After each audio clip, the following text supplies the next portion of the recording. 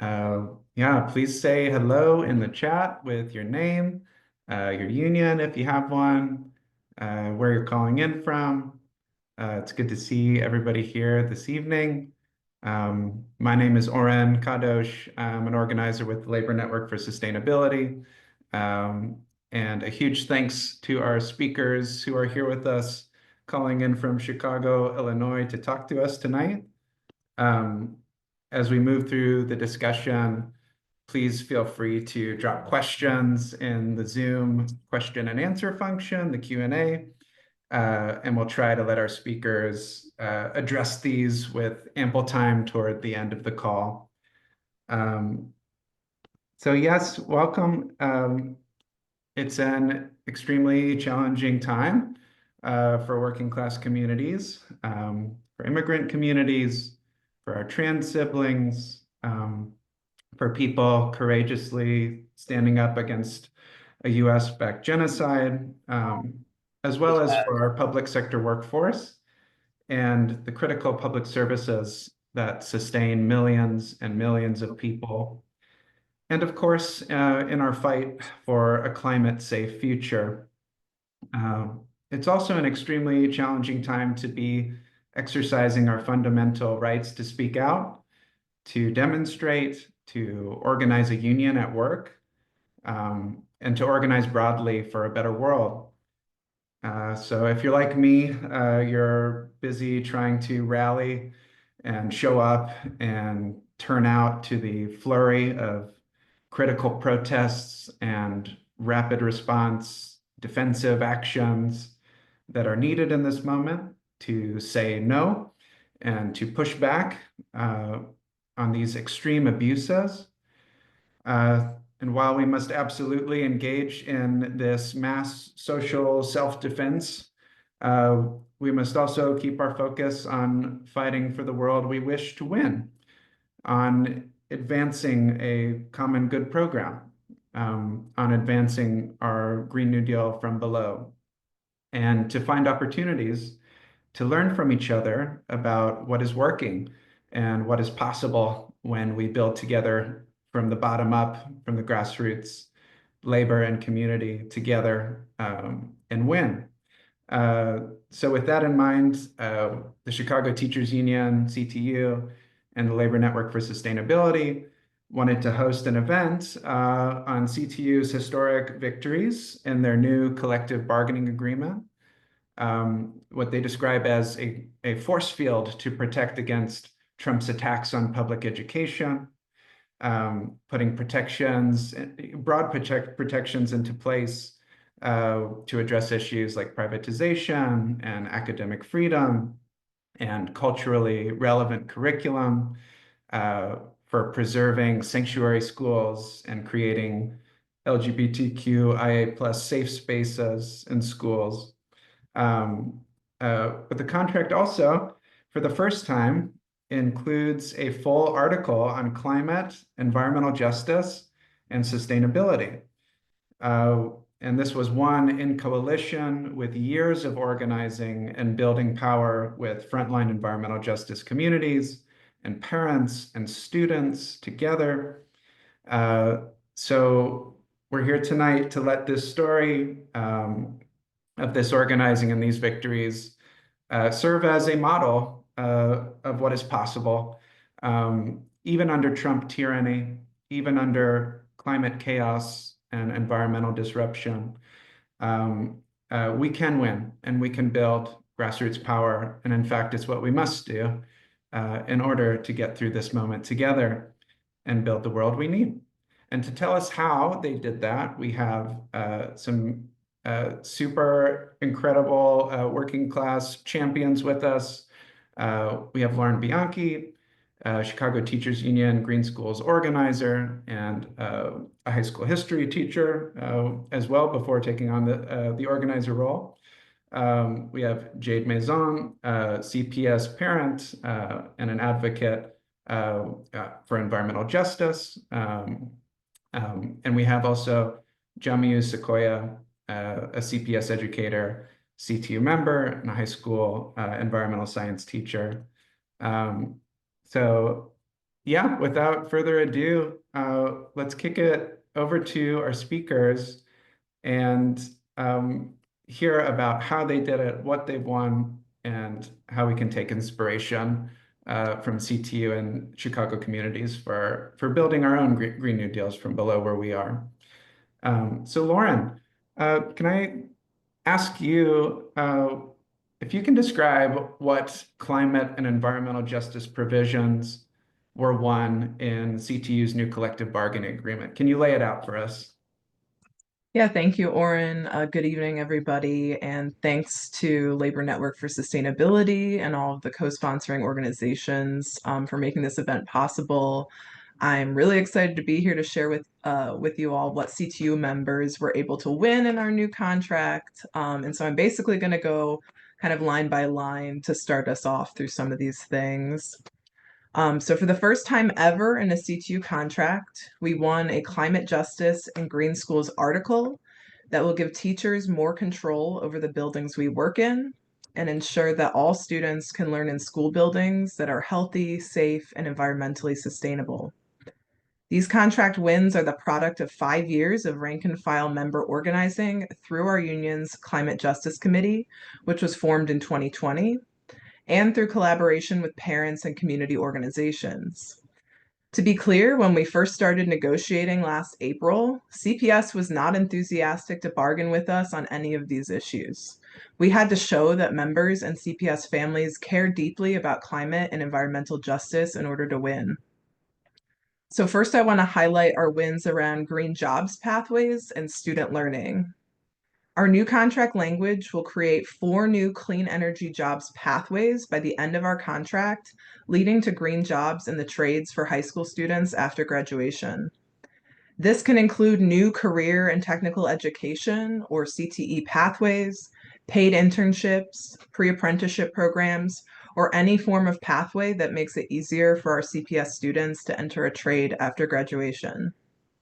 We also want additional language on CPS and CTU collaboration with other unions and industry partners to create more pre-apprenticeship opportunities for high school students, and a student and community workforce agreement with the trades to identify future opportunities for CPS students and graduates to participate in paid work on facility renovations. And lastly, teachers are going to gain access to resources to teach about environmental and climate awareness across grade levels so that students don't have to wait until high school to learn about these opportunities and to learn about these critical issues in a developmentally appropriate way. Beyond student jobs and curriculum, we also made substantial gains that will improve our school facilities. CTU members will now have access to a monthly facilities report at every school to make it easier to track open and closed work orders and repairs. We want to empower all CTU members to hold CPS accountable for repairs in our buildings so no student experiences disruption to their learning as a result of the physical environment of their schools. Further, to give CTU members a voice in facilities upgrades at the district level, CTU will now have a new joint committee with CPS focused on climate change preparedness and green schools. This joint committee forces the district to work with the union to secure specific funding for green facilities initiatives and collaborate with CTU on an updated climate action plan by the end of next school year. Creating this joint committee opens the door for green building upgrades and removal of toxins, and some of those provisions include installing up to 200 filtered water drinking fountains to remove lead from drinking water, expanding indoor air quality monitoring, improving classroom temperature by replacing windows and upgrading HVAC equipment, adopting renewable energy sources, including installing solar panels at 30 schools. Any new school facilities constructed during our contract will meet LEED Silver certified standards or higher. CPS has agreed to develop and implement composting practices at as many schools as possible, and to include stormwater mitigation strategies to help reduce community flooding and establishing school rain gardens and permeable surfaces. So that kind of covers our vision of facilities and school building improvements. CPS also agreed to participate in a joint initiative with the city of Chicago to remove any lead-based pipe material in the city service lines servicing schools. And CPS basically codified what is their current policy already, to replace any plumbing fixtures that cause drinking water to exceed the Illinois Department of Public Health lead action level of 5 parts per billion after flushing the fixture. Finally, we won language that will lead to school lunch improvements. This was the number one issue for my students last year and for students at many CPS schools.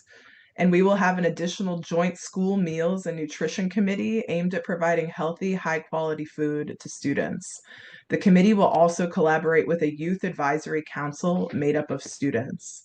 So I know our C2 Green Schools leaders and our Healthy Green Schools Coalition are thrilled at these victories. We feel like this is setting the floor for what we hope to be able to accomplish. And I'll leave it there so we can come back and talk a little bit more about what we had to do to win these things. Amazing. Thank you so much for laying that out. How unbelievably inspiring and cool. Yeah, Jade, can we kick it over to you? Can we ask you what this means for Chicago parents and their kids in schools, and for communities on the front line of pollution and environmental injustice? Yeah, so I wrote a little something. It's very personal. But so I want to thank everybody for joining us to celebrate Earth Day and these amazing wins. About me, I am raising my children in the same area as my grandparents that emigrated over 100 years ago from Mexico. It is the only area in Chicago that is legally zoned for residents, home and schools, business and industry, and hazardous waste. According to the city of Chicago, it is legal to store hazardous waste, life-threatening waste across the street from homes, schools, and parks. The problem is obvious and complicated. Some of the contamination dates back over a century when the steel mills dumped waste in the early 1900s.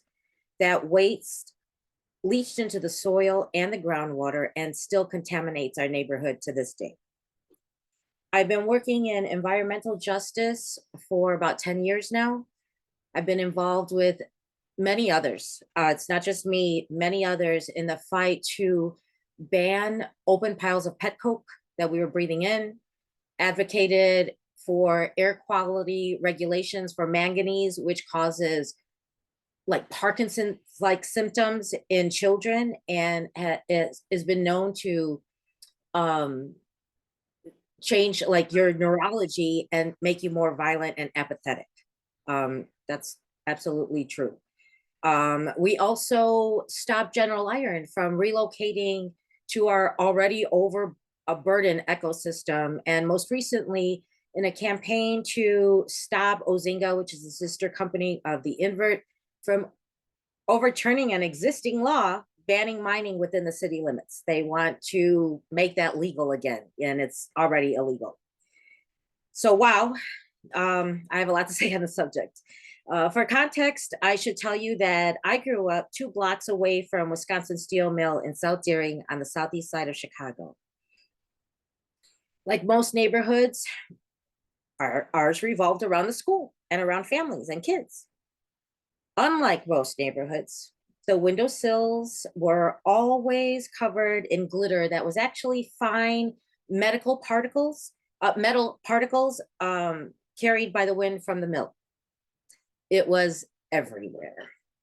So growing up with foul smells, noise pollution, and a black soot, which AKA was the pet coke, that covered every surface, inside and outside of our homes, our schools, our churches, everywhere. It's just something that we lived with.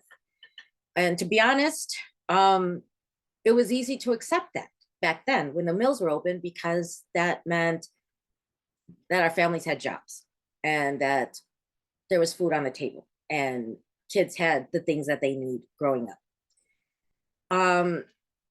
It was pretty much considered to be a byproduct of having a job.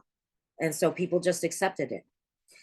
At that time, every family on my block, in my neighborhood, somebody was either died or was dying of cancer. That's how prevalent the cancer cluster was when I was growing up. And it all came from working and living next to the steel mill.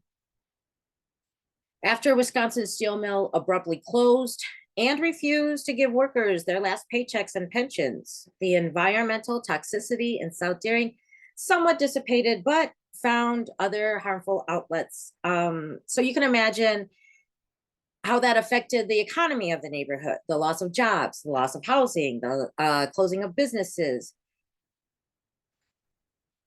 but the loss of hope, of neighborhood pride, the loss of community, and a sense of worthlessness. It was almost tangible. And in situations such as this, schools could and should be a respite for children, but not if they are crumbling around them. But not if it's the school itself is exasperating pre-existing health conditions. So to have CPS, CTU partner with neighborhood organizations, it is a literal game changer for the well-being of students, staff, and communities. Who are better experts of a community than the community? So this is amazing that we were actually included and had a seat at the table. Although I am an advocate for social justice, I still think like a mom. Like any parent, I make informed choices and sacrifices for the health and well-being of my children. No parent would choose to send their children to a subpar building with falling ceilings, mold, and mildew. No parent would have their children drink from outdated and lead-lined water fountains. And what parent would choose to send their babies, their children with asthma and respiratory illnesses into a building for 7 hours with poor ventilation and without heating and cooling systems, properly working heating and cooling systems? And yet, that's all that is there for us. That's all we get. And so here we go, present day. Our schools are not sustainable for a future wrought with climate change devastation, nor for this administration's hostile EPA. Only by informing and organizing the community will we have more of an impact on the decisions made about our health, our neighborhoods, our schools, and our children. Thank you. Thank you so much, Jay. Thanks for sharing. And Jamiu, could I call on you? Could I ask you what these victories mean for improving school buildings and, from your vantage point as a working educator, and also the learning experience of students? Yeah, good evening, everyone. I'm a CPS teacher. I've been teaching for over 24 years now. I just want to say that my classroom is my domain, which I take very, very seriously on every day to make sure I elevate every student that come into my classroom to be a productive citizen. So over the years, I've tried to work with students to gain academic excellence, especially around their environment. So these are some of the things that I've embarked on, that I continue to work on, so I can elevate every student. So some of the things that I've worked with, we've started our sports facility was not in working order. Um, we students cannot go outside to run on the track. The track has not been fixed for over 20, 30 years. The soccer field was not usable. The baseball field was not being used properly. So I liaised with before I started teaching there, we did not have a student government. So I liaised with the student population so that we can have a student government set up. We have student government president from every grade level. We have a freshman president, sophomore, junior, and senior.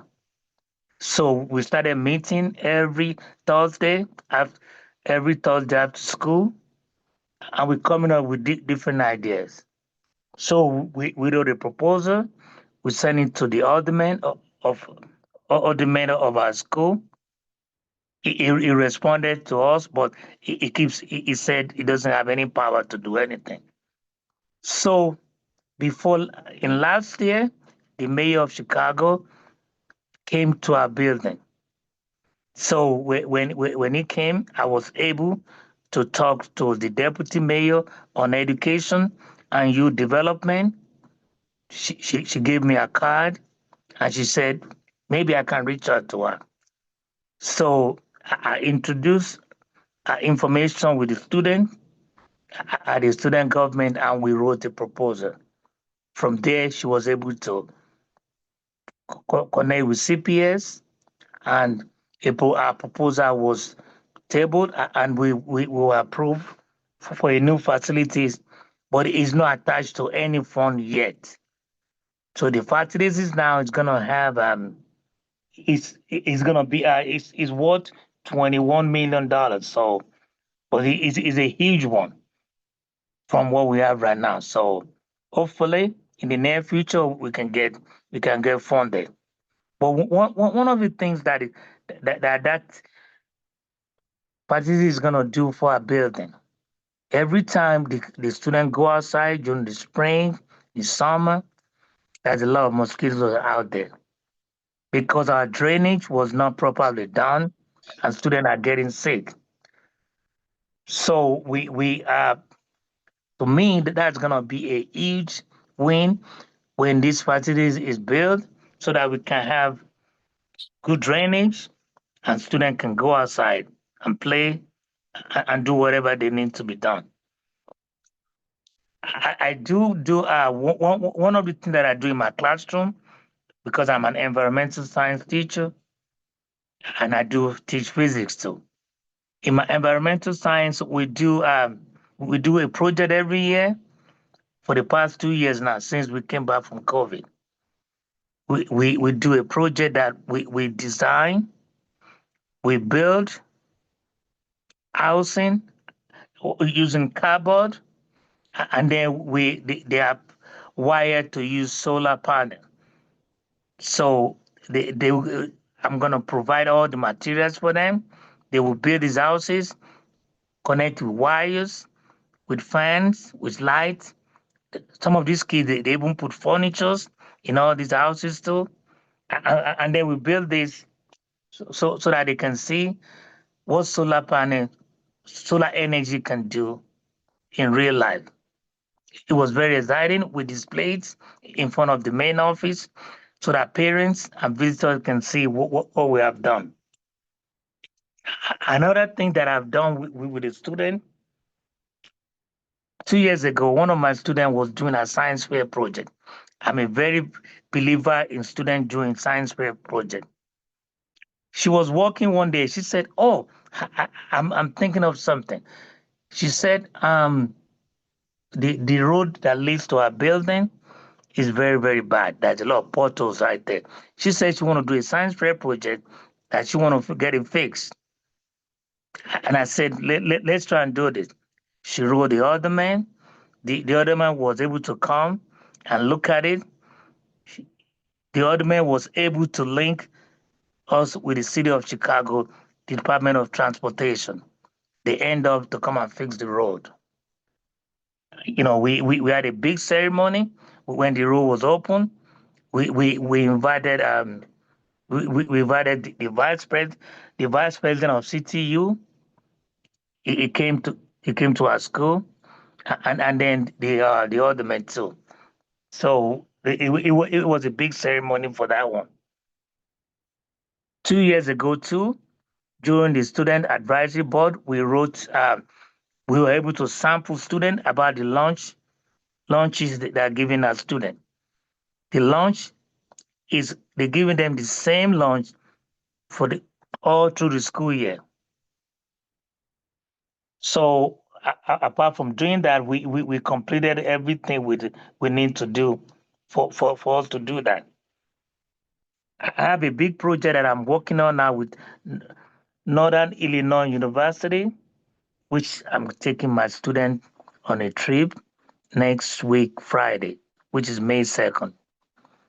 We want to do a partnership with them so that our student can go to Northern Illinois University to go and do STEM and engineering courses. So even the good thing about this is that they're going to be paying for the buses so that our student can go there almost every year. So that's what I do have, but I just want to say this. Every day I push so that my students coming into my classroom have a great education so that they can gain these great ideas so that they can work with the community. Thank you. Thank you so much, Jamiu. Thank you. That's absolutely incredible as we hear Jamiu describing his organizing, empowering students to organize themselves, take on facilities issues, and teach climate and renewable energy in class. I wonder, Lauren, if we could ask you, what did it really take to get here with these contract victories? How many years is this in the making, and what had to happen along the way? Yeah, thank you. And so somehow Jade and Jamiyu, like I don't really get emotional, and you guys like have me in the feels, so that was really cool to hear. So yeah, I mean, this is really it doesn't feel like it in some ways. In some ways it feels like we've been doing that. Some of us have been working on this forever, but it's about 5 years ago that I personally got involved, and about 5 years ago that CTU members, I think we have some of them on the call, Nick, an amazing Green Schools teacher leader in Chicago, um, came up with the idea that we needed a climate justice committee. We didn't have one. I believe he was inspired by the wave of student climate strikes in like 2019. And so they were able to form our climate justice committee, where our Green Schools campaign comes out of. Meanwhile, I was not at that time involved really in climate and environmental issues. I'm a history teacher, and I certainly care about the environment. And I'm sure that I know that I probably learned about environmental racism for the first time during like the Flint, Michigan water crisis. I think a lot of people probably, if you're not from an EJ community, that might have been your exposure to environmental racism and the impacts of that.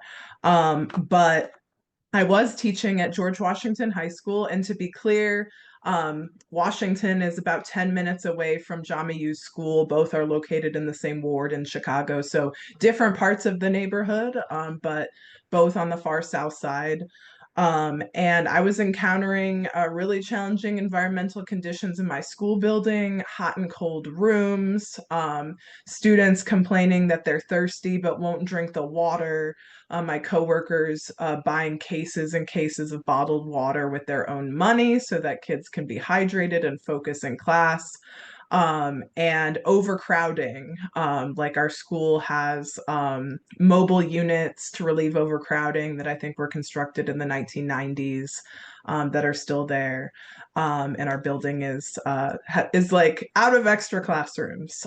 So I was kind of experiencing how those challenges negatively impact my students, negatively impact me and my coworkers' ability to do our jobs.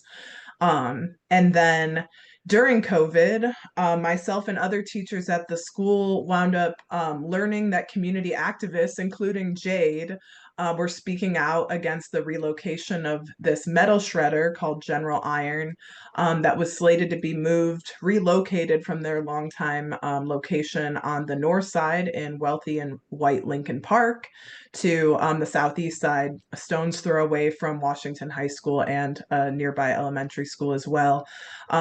It was during lockdown. We didn't have much else to do, so we started attending Zoom meetings, learning about the issue, asking our students to research the issue and like determine for themselves how they felt about how this development would impact them. And we wound up getting really involved in the campaign with teachers, parents, community activists, students got very involved. And ultimately, that campaign culminated with campaign leaders going on a hunger strike that lasted 30 days to stop the operating permit from being issued for that metal shredder.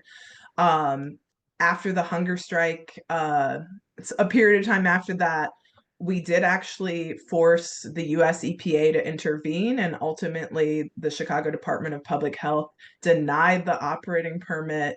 It was an incredible victory.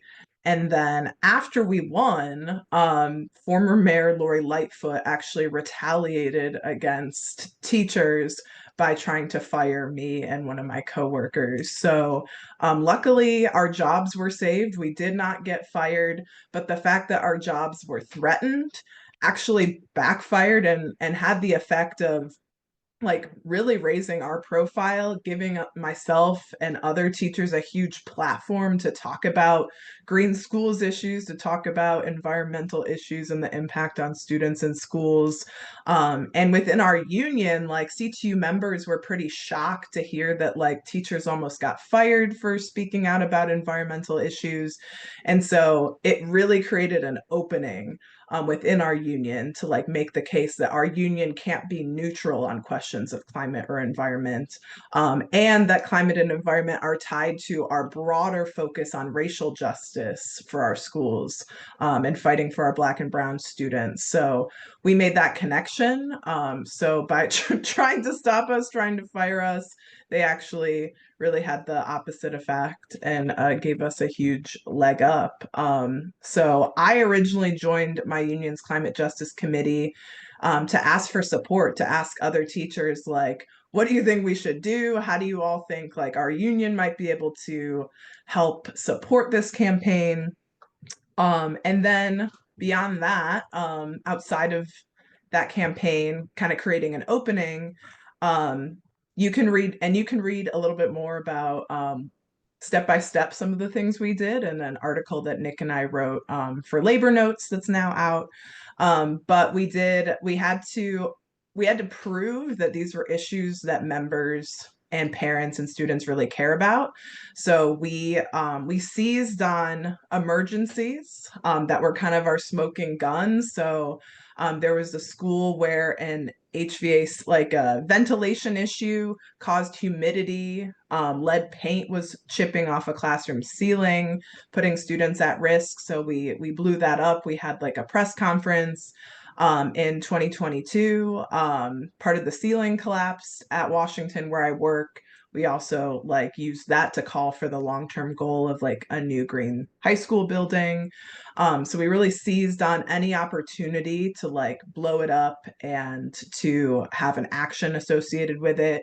We also have done like Earth Day week of actions the last few years where we encourage members to teach about Earth Day, to make a connection. Like many teachers, like Jamiu was saying, have something that could easily tie to an environmental or climate issue. So we created like a teaching toolkit, and CTU members usually wear red every Friday. We encourage people to wear union shirts.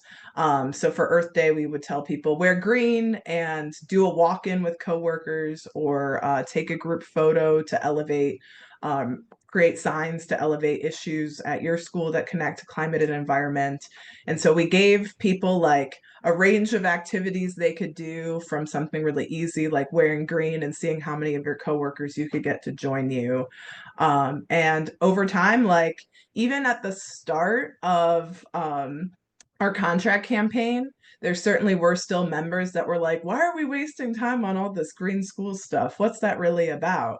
And I think more and more, like every time we elevate an issue, every time we do an event, and now that we have language in our contract, more and more members are understanding like, oh, you're not just talking about recycling and planting trees, like you're talking about making classrooms more comfortable, kids eating food so they can focus in class, getting jobs for high school students after they graduate, particularly students that may not want to go directly to college after graduation.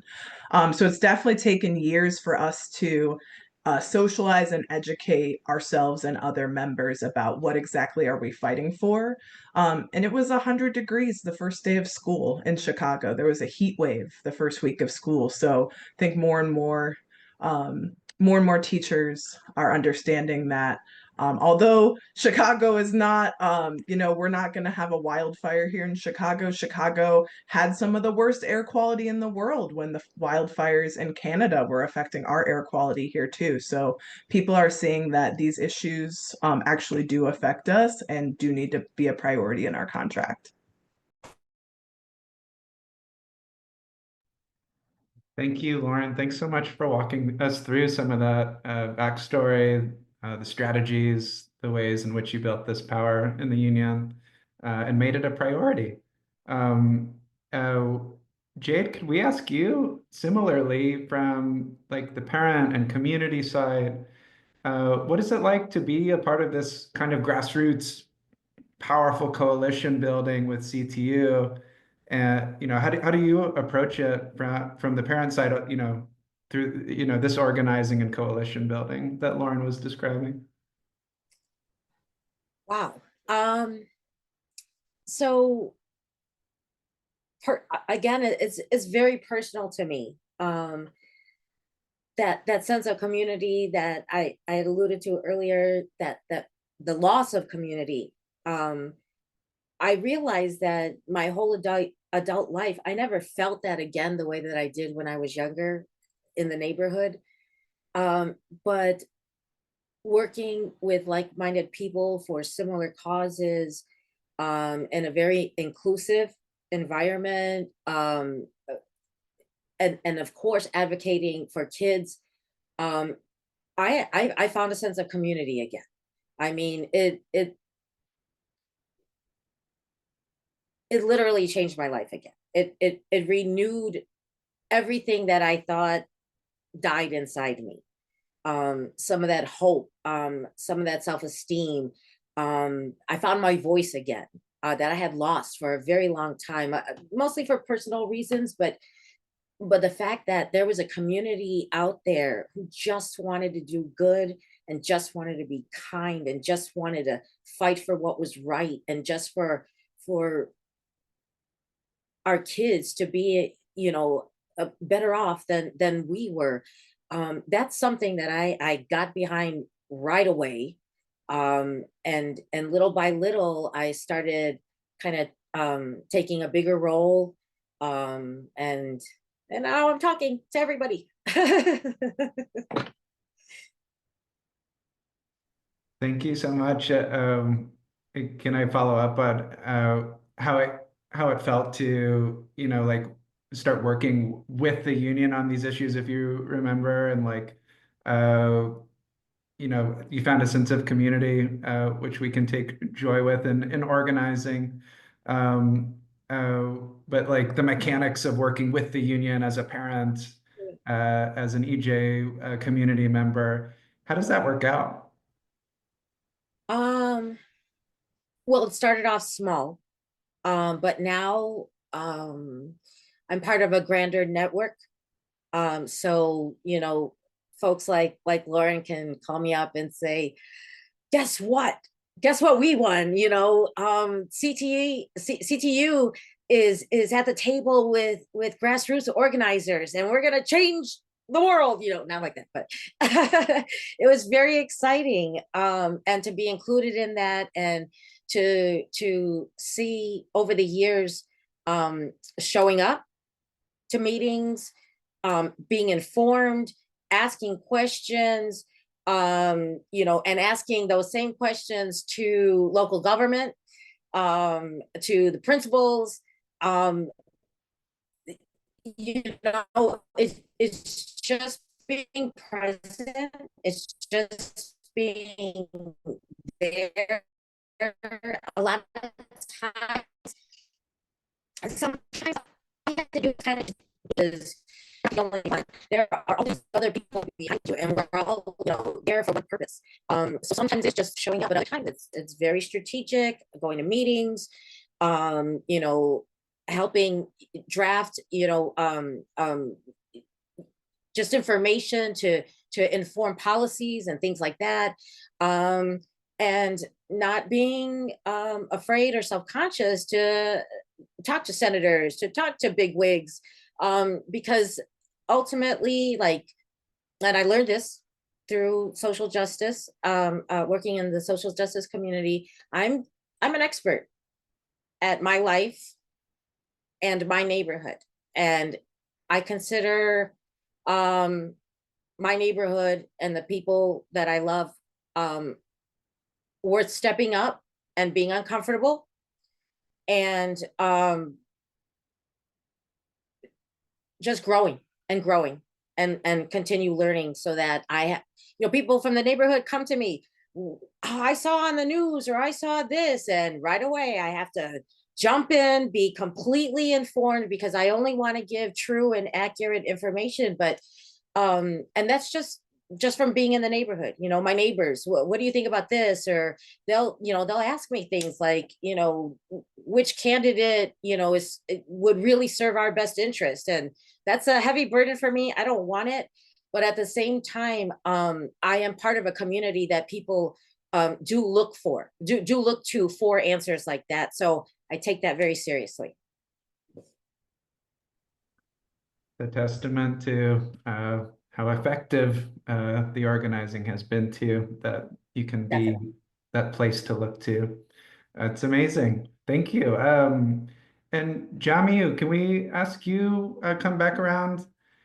Of course, we're talking about environmental justice, climate protection, these provisions, one in the contract, as much as about the immediate needs and benefits that we can secure for workers and our community members and our students, but also for the future, right? For climate sustainability, but also for good union jobs and opportunities for future generations. I wonder if we could ask you about some of those provisions that were won. How do you see this all connecting with union jobs pathways for students? You mentioned that some students don't want to go to college, and they tell you that. So what opportunities are educators winning for the transition and economy of the future? One of the things that I've learned over the time that I'm a CTU member, I'm a delegate in my building. It kind of put me on the spot all the time. So that's why, because I have to talk to almost every union member in my building.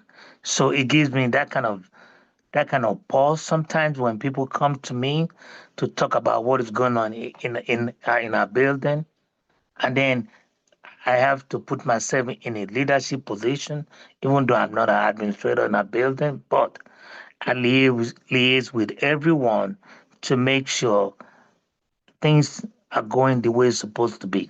If it doesn't go the way it's supposed to be, I go and talk to the administration so that we can sit down and have this conversation. We over time, one of the things that I always try to do is to come up with an idea to improve student life in the building, so that our students are safe, our students are getting quality education, and our students wanted to come back and give back to their peers if necessary. One of the things I wanted to talk about too, we do that there's a pathway for our students when they go home in the garden.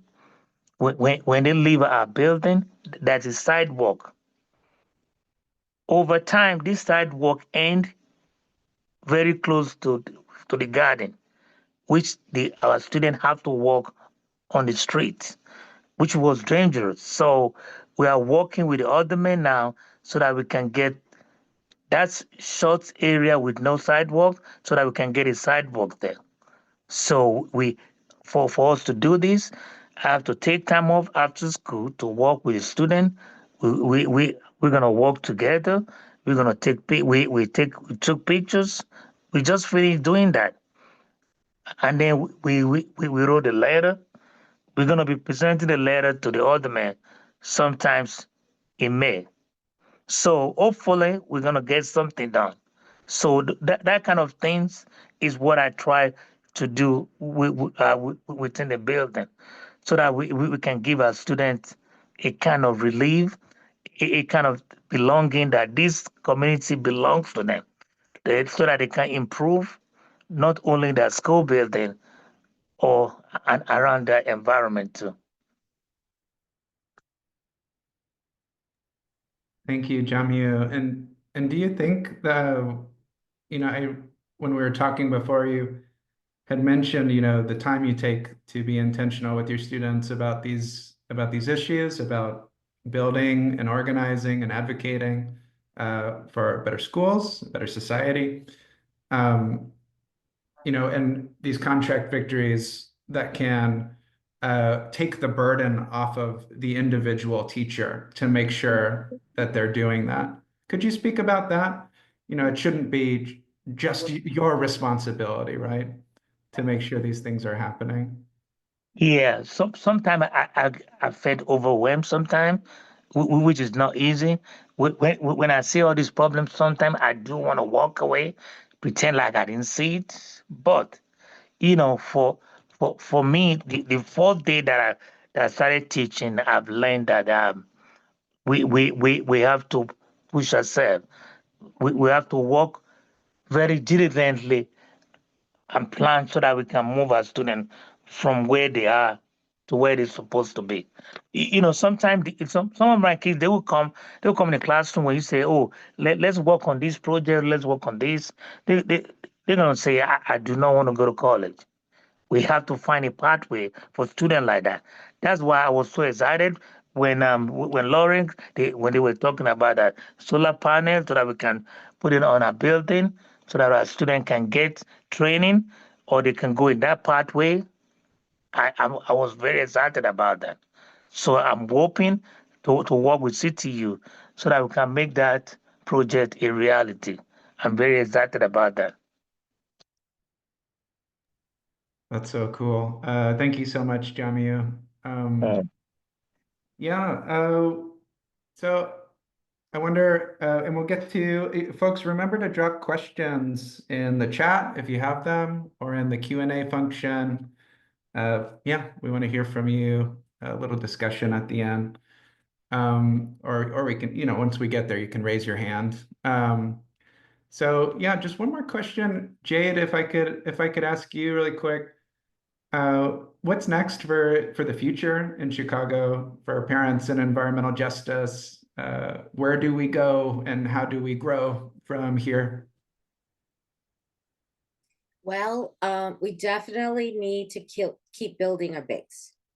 We have a nice foundation, but in reality, it's usually the same handful of people fulfilling different roles in different organizations or for different campaigns. So it's definitely about building community, making sure that it's inclusive and meeting parents, especially parents where they're at, providing childcare for meetings, translations, language translations, and just making sure that everybody feels a sense of belonging so that they have more kind of like buy-in. They become stakeholders of our community. I mean, they are, but they might not realize that they are.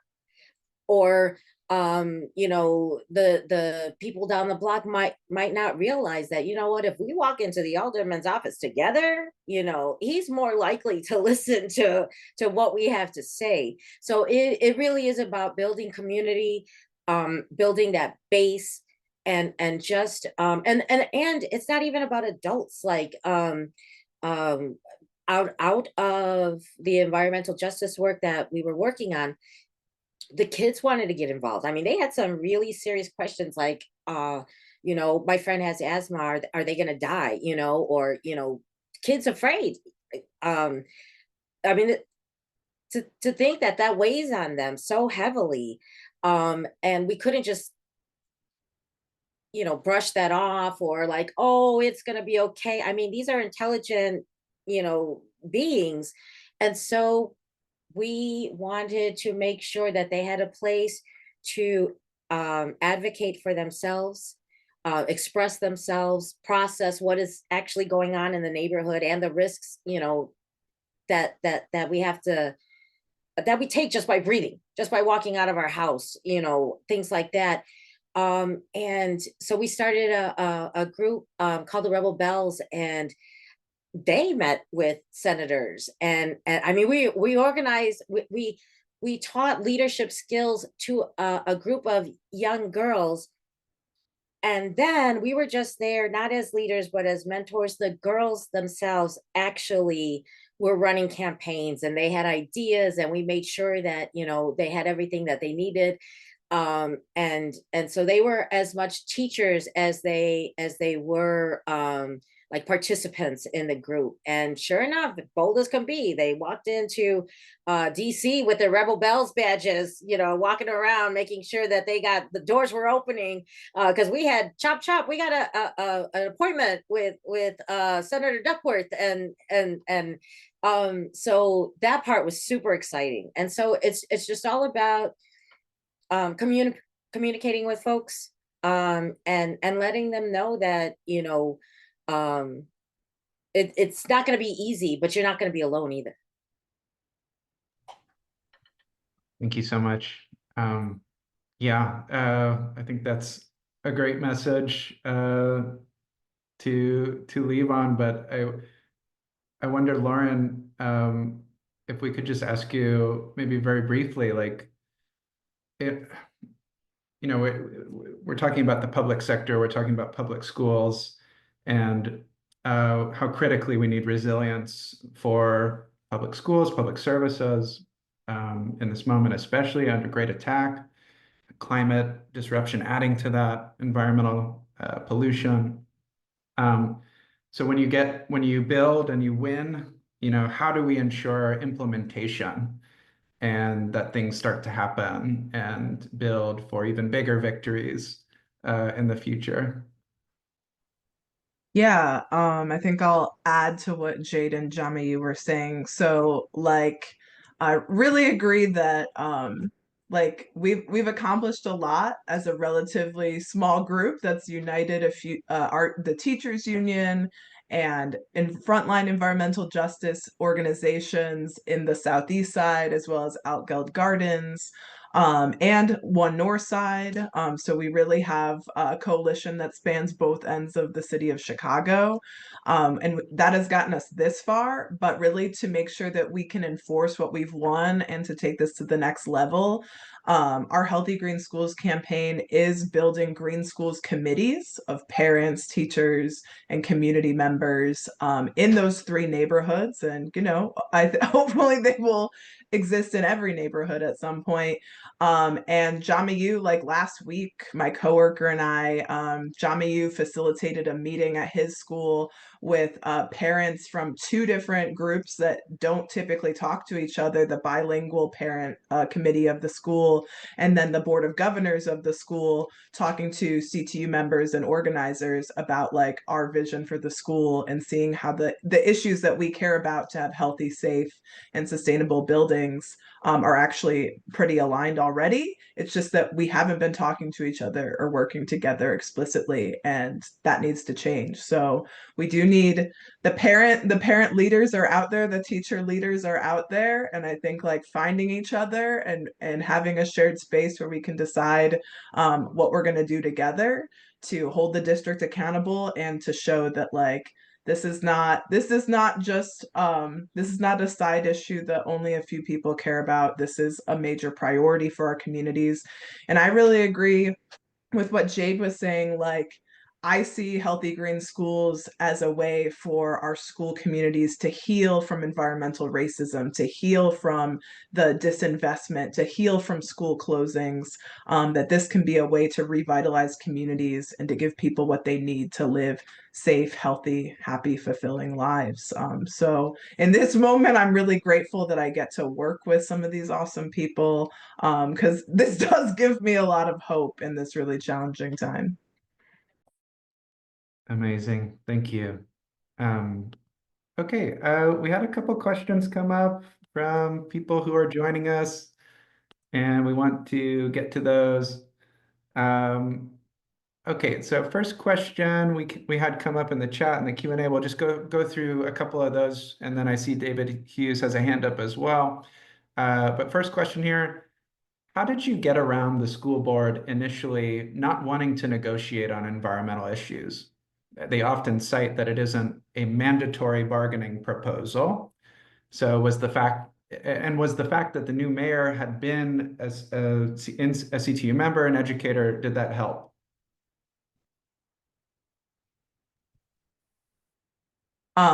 So yeah, the short answer is yes, definitely.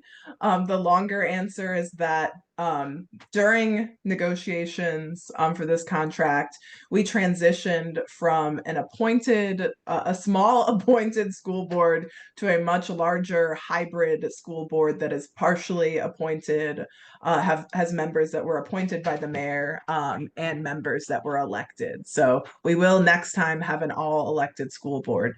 So the fact that the fact that we have a mayor that is a former teacher that cares very much about environmental justice in schools, that we have board members who are parent leaders and advocates, including a local environmental justice leader, Olga Batista, who's now on the board and is the vice president, having leadership on the Board of Ed was really critical here for sure. But yeah, still at the end of the day, like we had to, like we were not, we wouldn't be able to bargain over these issues if we hadn't done the work of demonstrating that this connects to the issues that people care about. Like Jamayu is saying, the quality of athletic facilities, the fact that students at my school, like if you play like girls water polo had to, I think Jamayu is saying the girls water polo team at Washington is like driving themselves to practice over at his school, right? Students don't have a track at my school, so they're like running inside the building. So yeah, I think like the political context of the changes with the Board of Ed, but I mean this for folks that haven't read up on it, like the broader contract campaign was pretty wild. The board voted to fire the CEO. The CEO sued to stop that from happening. It was a very wild 11 months. I'll also say that we kicked off bargaining with our first ever public bargaining sessions, and I'm very proud that our first ever public bargaining session with CPS, we brought parents and environmental justice leaders to stand behind us and to talk about why they stand with CTU in demanding that we have climate justice and green schools provisions in our contract. So that was really one of the things that made a difference, that just set an entirely different tone for how this was going to go. Thank you so much. And another question here. It was touched on a little bit on how the organizing really kicked off and happened. But someone's asking, how did CTU do the work of socializing in schools the value of green bargaining outcomes? I don't know, Lauren or Jami, if you want to speak to it too. Yeah, maybe I can start and then Jami, you can tell me how good of a job we're doing. But yeah, like I said, it's taken 5 years to go from being kind of like a small group of teachers who self-identify as environmentalists, many of us, or who teach environmental science classes, to like how do we reach members who don't identify as an environmentalist already, wouldn't say that the environment is their number 1 or 2 or 3 issue. How do we show that this is something that all teachers and all students will benefit from? So I think like I really like the framework of healthy green schools. And I think there's a lot of challenges in coming up with like an easy slogan that will reach people. But we've been trying out green schools, good jobs, bright futures, like tying these demands to economic opportunities for students and like the revitalization for whole communities and whole schools, for schools attracting more students and more families because they offer really great programs and they have modern and beautiful and healthy facilities. That's kind of where we've landed. But yeah, it is still a challenge, and showing members how like at the end of the day, the quality of the learning environment, that's where we're spending like 7+ hours of our day, where children are spending the most of their day, right, outside of their homes. So yeah, I'm curious, Jamiu, like, yeah, maybe you could talk about, because you like Jamiu is doing a ton of organizing on his own at his school. It's not like he needs us. Like, what made you want to get involved in this campaign? Because you've done a lot just at your school. Through the problem solving committee in our building, what I find that I don't want to put all the burden on myself. So what I did, I selected individuals in the building to be part of this committee. We didn't vote for them. I selected them. I'm gonna say you're gonna do this, you're gonna do that, you're gonna do this. Initially, people don't want to do that, but when they see what I'm doing, they don't have any choice, but they put up. But one thing that we have done in our building that's very effective, when we do a PPSC meeting, I invited every department in the building, lunchroom, janitors, engineers, students, parents. So it's a win-win for everybody. So when you do that, and that's why things are moving in the right direction in our building. Everybody's on the table. So we are not pointing fingers. We just want to be partners so that we can move our students to go to wherever they want to be in life. That's the most important thing for me. And to me, I always tell people, everybody in the building, we just talking. We want to solve problem. It's not personal. It's about the student. So that's why it is working pretty good in our building. That's so awesome. Thank you. Yeah, we have some minutes left, so we'll keep going with some of these questions. Thanks so much, everybody, for participating. So we have a question here about, are there community health clinics in any of the schools, especially middle and high schools? Is this part of educational opportunity for foundations in health and safety? The inclusion of a health department to build health navigator careers and be part of youth and family education. So what about the health side and how that develops? In my school, we have our students are in an environment now that is striving for education. We have one nurse that visits our school maybe twice a week. We have a permanent nurse in the building. And guess what, too? We have a clinic in our building. They open every day, 1 to 4 p.m., except on a Friday. So if any student in our building now needs to talk to a nurse, we have one readily available for every student in our building. But the only caveat is that their parents have to sign a waiver that they can talk to their child. So we always push that at the beginning of the school year. So when the parents come in, we make sure we explain to them, and they have to sign that waiver so that they can be talked to if if it's necessary. So every kid have a chance in my building to talk to a professional nurse all the time. And there are schools, I only know of one in particular, but there are schools that have acting clinics in the building. I know that Englewood STEM has a community clinic. That's a much longer story. That was a new CPS high school was built in the Englewood neighborhood following multiple school closures. So there are a lot of challenges because that community is now recovering from the devastation of school closures. But as part of the effort to repair the harm of school closures in Englewood, the new high school does include a community health clinic that students and parents have access to, but all community members can access healthcare there. So I think yeah, that could definitely be something long term that we link up with, not just nutritional health, but more direct connections to our members who are nurses and a more holistic view of health of the community.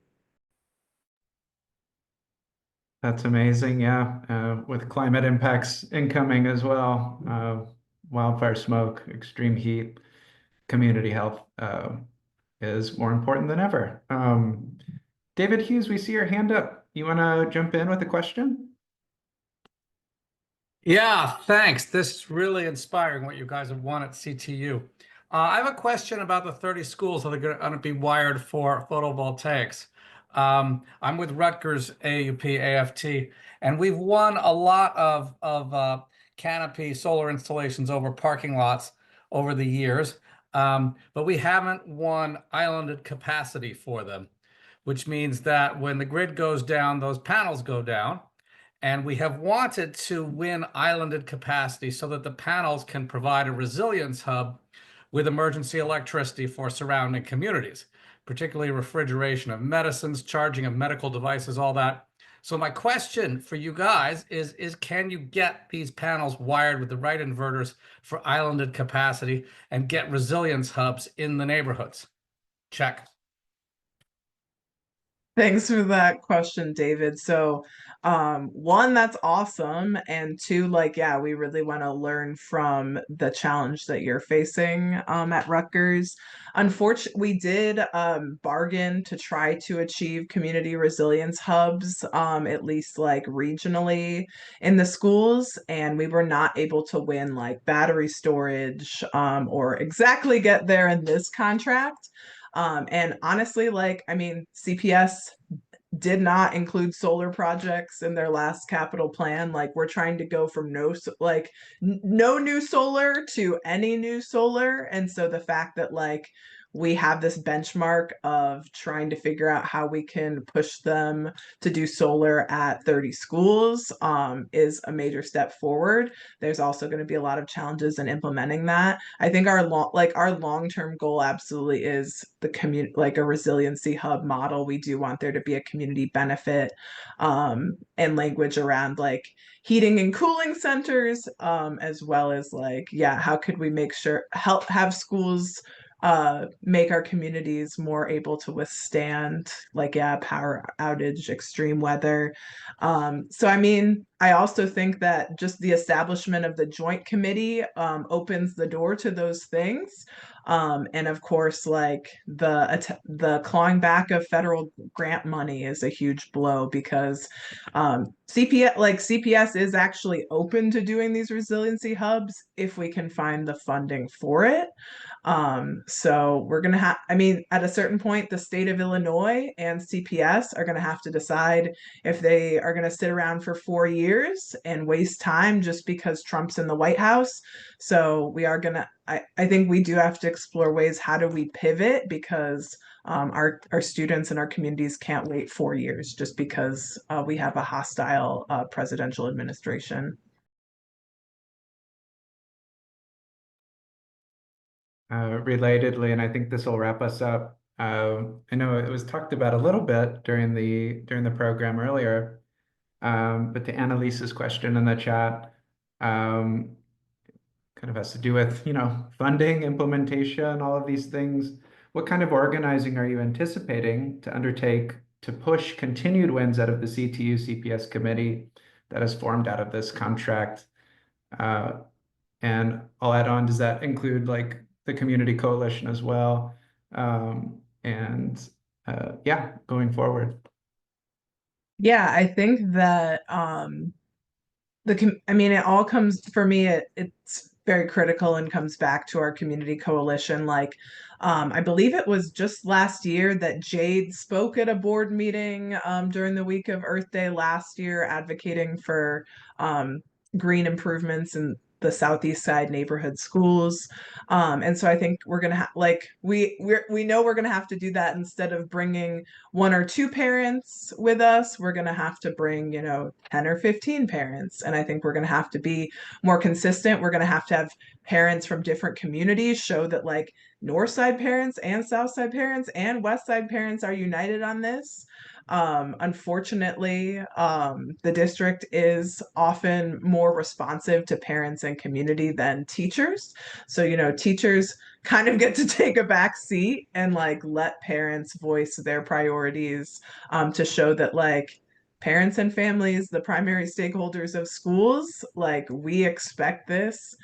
We want our schools to get these types of investments. So yeah, like the parent and community organizing, building those greens, like every neighborhood having a green schools committee where parents can go on a regular basis and talk about what their schools need and strategize together about what it's going to take to push the board, as well as the district. And because in Chicago, we're literally like, we are transitioning to an elected school board, having like much more democracy and transparency than we've had. Like we're also going to see like, will CPS actually listen to what board members say? Like if we have supportive board members saying you all have to build solar, will they actually listen to the people who are accountable to their constituents when they say these things? So there's a lot of this is new and experimental, and we're figuring out as we go along. But we know that like this formula of uniting parents, teachers, and community organizations together like has been a winning strategy. And so I do believe it will continue, like it will be the strategy that ultimately gets us to the next level with climate and green schools. And Jade, anything to add to close us out in the final minute on the push ahead? Just that we're committed. We have momentum. We have some wins.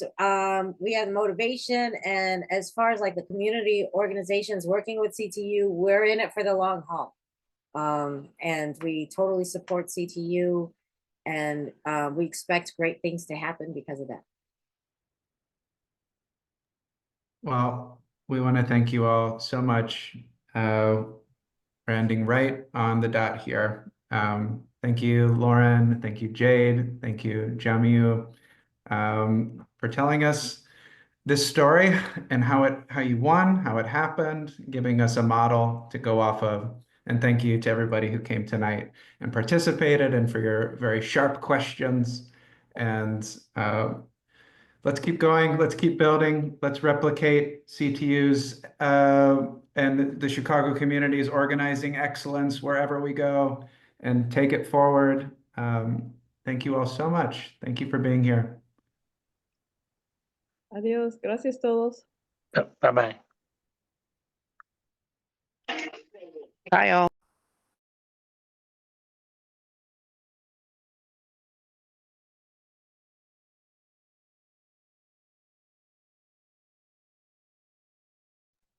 Read in the chat all the compendium, the harms of fracking, and all the leaks in the infrastructure, even with compressed natural gas that's being shipped to other countries.